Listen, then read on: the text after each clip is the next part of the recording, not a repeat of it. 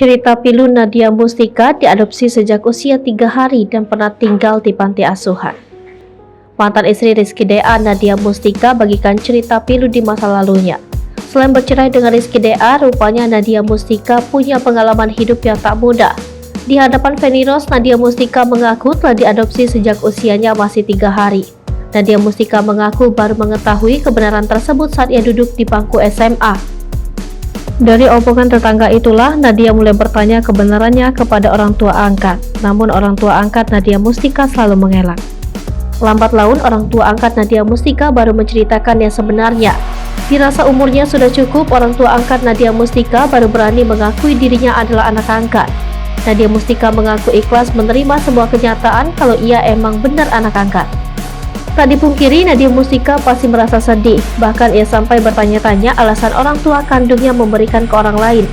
Nadia Mustika bisa berada di titik ikhlas bermula saat ia hidup di panti asuhan. Sebagai informasi, Nadia Mustika memutuskan masuk ke panti berdasarkan keinginannya sendiri sejak awal SMP.